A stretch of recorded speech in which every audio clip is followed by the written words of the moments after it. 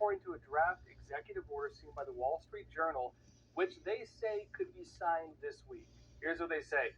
The White House is preparing to step up pressure against big banks over perceived discrimination against conservatives and crypto companies with an executive order that threatens to fine lenders that drop customers for political reasons. Now, note this. It says a draft of the executive order, which was viewed by the Wall Street Journal, directs bank regulators to investigate whether any financial institutions might have violated the Equal Credit Opportunity Act, antitrust laws, or consumer financial protection laws. And it notes that violators could be subject to monetary penalties, consent decrees, or other disciplinary measures, according to the draft. Now, notes as well, the draft order does not name any specific banks, but appears to refer to an instance where Bank of America was accused of shutting down the accounts of a Christian organization operating in Uganda based on the organization's religious beliefs. The bank has said it closed the accounts because it doesn't serve small businesses operating outside the U.S. It notes as well, the draft order also criticizes the role that some banks played in an investigation into the January 6, 2021 riots, it says, at the U.S. Capitol.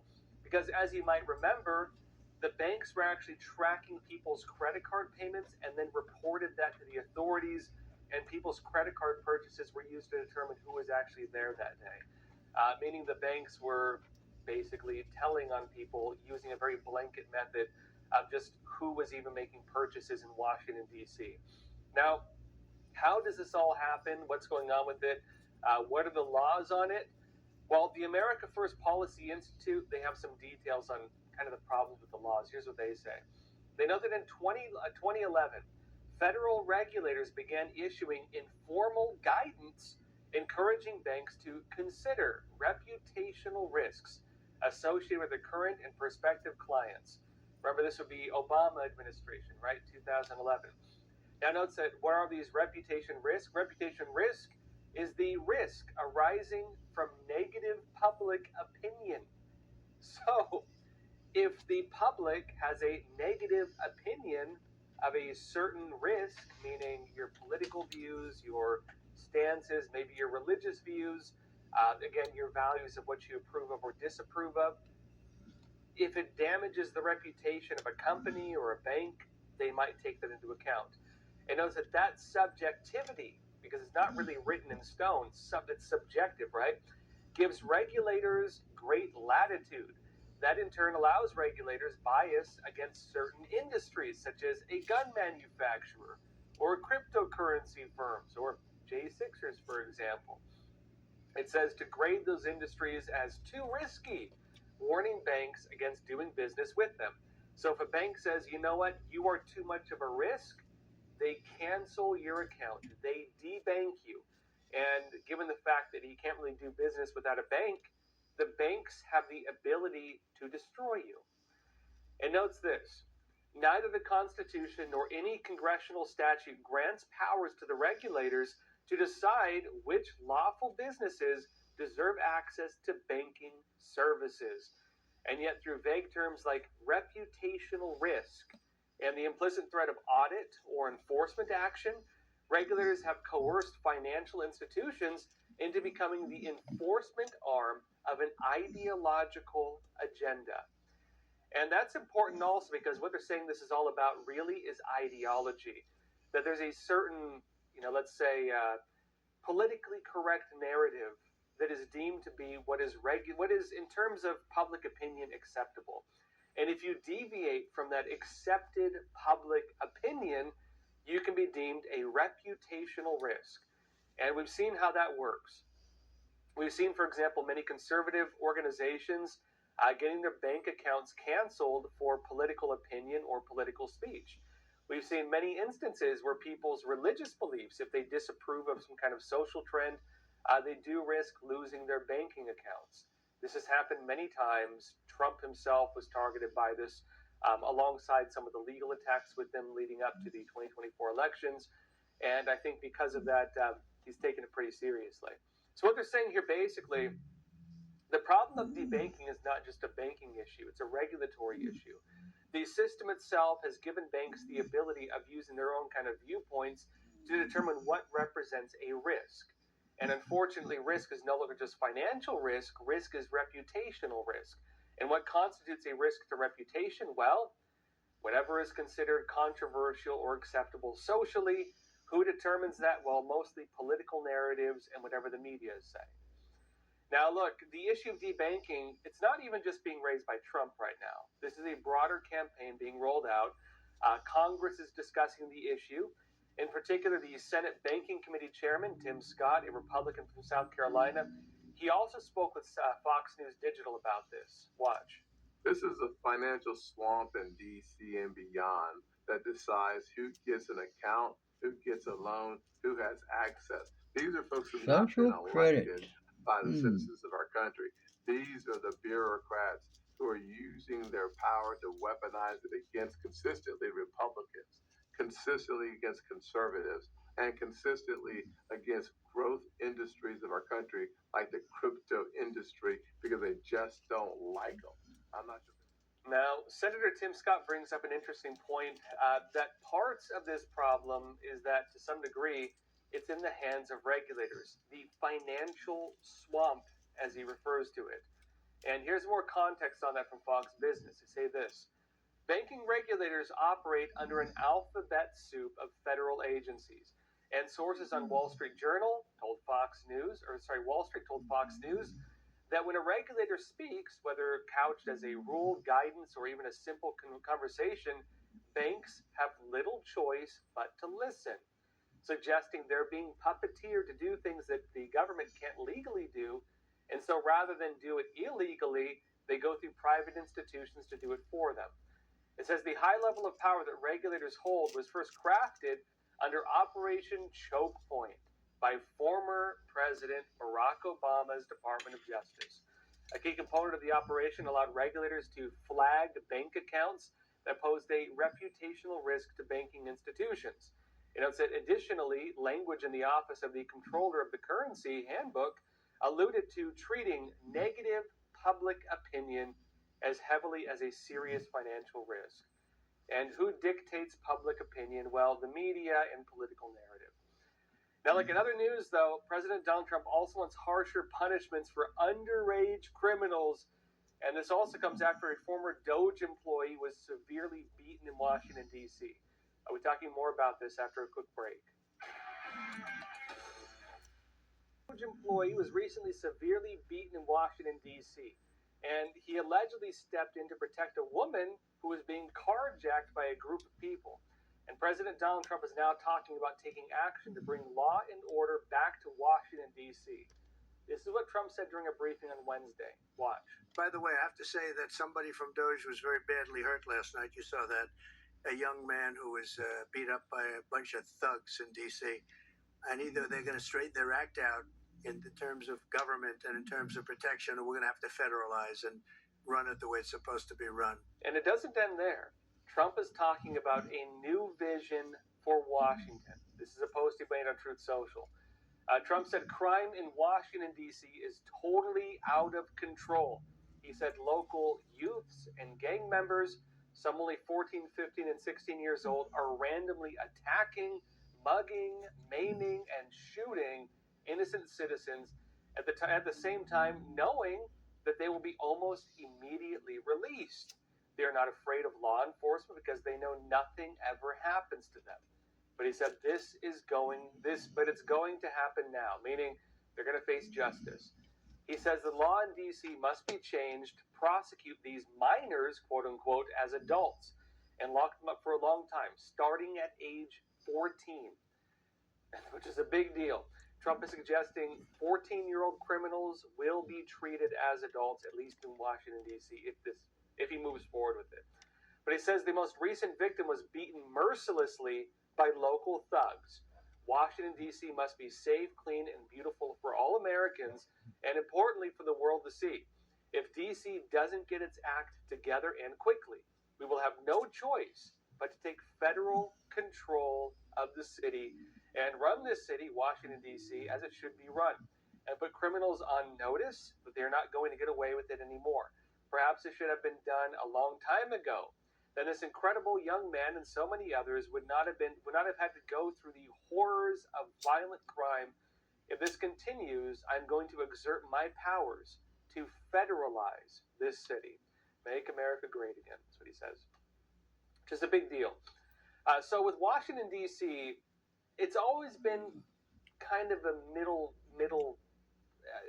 There are people fighting over the future of Washington, D.C. Democrats, they want Washington, D.C. to have statehood. Part of the reason for that is, while you have a concentration of government employees there, they lean very heavy Democrat. It's a very solid blue city. And if they got statehood, they would, of course, get a new seat in the Senate. They'd, of course, get more representation in the House of Representatives. And Democrats believe that by giving statehood to Washington, D.C., they get more representation. On Trump's side, he's saying, no, that cannot happen, partly because of that. They don't want to give more seats to Democrats in Congress. But Trump is saying that they should actually federalize Washington, D.C., treat the entire city as if it's like basically federal property. Now, that's not something we really have in the United States currently. It would probably be pretty controversial, especially given the fact that you do have people living there. And if they live there without proper representation and they're just part of a federal district, it's kind of weird, to be honest. But Trump is also talking about breaking up Washington, D.C., moving federal agencies to different parts of the United States, trying to break up the concentration of government officials within their own kind of, basically echo chamber, right? The ivory tower, and integrating them more into normal American society with the hopes that they'll become more integrated into, normal American society, that he won't have federal town. And the other problem Trump is pointing to is, of course, the lack of law and order. On that front, we'll see what Washington, D.C. does. They might move forward to make some harsher punishments for crimes. Will that include treating teenagers as adults as young as 14 years old? Just because Trump says they want to do something doesn't necessarily mean it's going to happen. It should be noted. There are a lot of people who would challenge that. That would be very controversial, but that's also a bigger problem you have in other parts of the country. In particular, in New York City, where youth are not treated as adults, you have gangs oftentimes who recruit, teenagers, 14, even younger than that, to commit crimes. A lot of the carjackings are done by kids, teenagers. A lot of crime is done by teenagers. When you had groups for example, Tren de Aragua, the Latin American gang operating in New York City very heavily, which they still are, they were recruiting teenagers to go and rob people at gunpoint because they knew it's a revolving door, and they don't get treated like real criminals. So how do you solve that problem unless you start treating them as real criminals? And the argument is, is it fair? I don't know. Trump seems to believe it is. So we will see moving forward how they actually change this. On a related topic, though, speaking about areas that have these kinds of problems. In California, there are growing concerns that parents could soon have their children more easily taken away from them if a new bill becomes law. And in fact, the Christian community is really warning against this. Christian Post said this, and it's entitled the Family Preparedness Plan Act of 2025. The bill would expand the definition of a caregiver. Who is a caregiver? Well, the change would include non-relative extended family members, defined as, quote, any adult caregiver who has an established familial or mentoring relationship with a child, or who has an established familial relationship with a relative of the child. Yeah, that's just totally wrong. Would be allowed to take custody of a child by merely handing over a signed affidavit to school or child care staff. All they got to do, say, hey, I'm this kid's mentor. I'm mentoring this child. Here's a signed paper. Continue the grooming. Now, again, we'll see what this really says. We'll see what comes out from it. This is, of course, the Christian community, at least part of it, is warning parents about this currently. Now, on that note, too, when it comes to what kids are dealing with, because they're kind of being, they have things coming out from every direction, there's also the issue of schools. And one of the nationwide pushes is for school choice. They're talking about it all over the place. Some states have already done it. And this is where parents get some money that would have been spent on public schools, which is a lot of money. And parents, they can then use that money for things like private schools or home schools or other educational programs. In other words, they can choose to not use the public school system if they believe it does not give a good enough service, and they can go for whatever they think provides the best service. And there are people saying, well, if people can choose the best service, public schools will go out of business. And we're now seeing this in Arizona. In Arizona, they put this into effect, and they're now seeing that when kids and parents actually have a choice, well, they choose to not go to public schools to such an extent that the public school system is actually shutting down, to a large degree at least. Washington Post said this. They say now, as the new school year begins, the Roosevelt Elementary School District opens with just 13 schools. They begin by explaining the teachers going there, and they're very sad. The schools are closing, and it's terrible. And now they're opening with just 13 schools. They note that's almost a third fewer than it had last spring. In response to enrollment declines as the state offers unprecedented, it says, unprecedented taxpayer, issues with this. It notes that this is, funding for alternatives to public schools. Further, it notes that perhaps more than any other state, Arizona has embraced market competition as a central tenet of its K-12 education system, offering parents an extraordinary opportunity to choose and shape their children's education using tax dollars and developing a national reputation as the Wild West of schooling.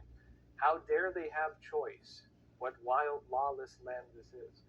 It says the state has supported a robust charter school system, tax money for homeschooling, and expansive private school vouchers, which are available to all families regardless of income. And lo and behold, when parents can actually choose, they choose the one they think is best for them, and it's not the public school. And it said empowerment scholarship accounts, a form of voucher, state data show.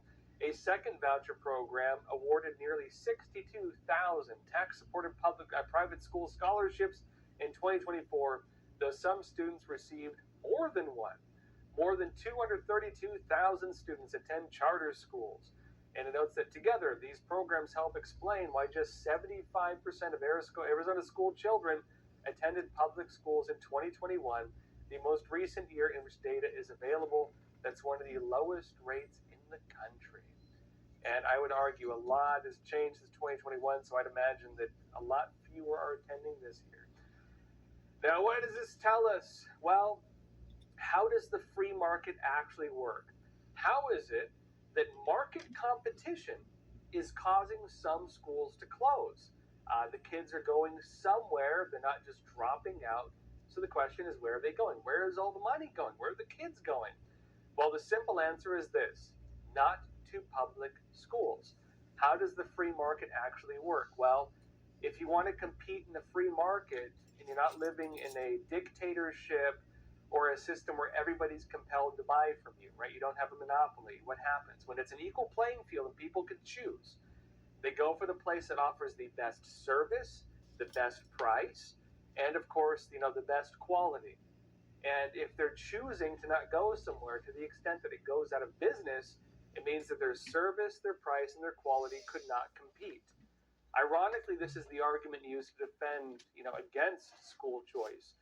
Because many say that what's happening in Arizona could spread across the United States. They're saying kids will suffer.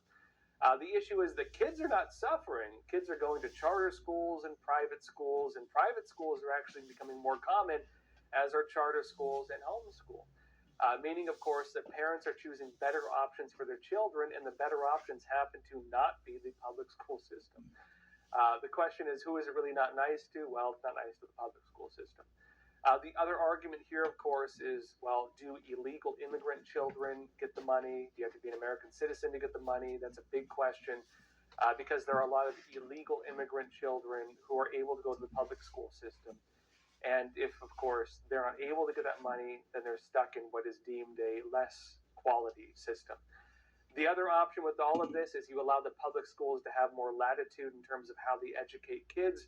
And if they can begin competing on quality, service, and cost, well, people might choose them instead, and the quality of public schools could actually go up. But here's another important question, right? Schools are closing, but in terms of impact on kids and families, is the quality of education getting better or worse now that they can choose their own schools? And I would say this is the real question you should ask. I would argue that if kids are choosing private schools and homeschool and things like that, I believe that they're choosing what is a better option, and I would imagine the quality for them is higher because of this program. My own personal take, of course. Well, everyone, that's all for tonight. Thank you for joining us, and as always, please take care of yourselves, stay informed, stay free.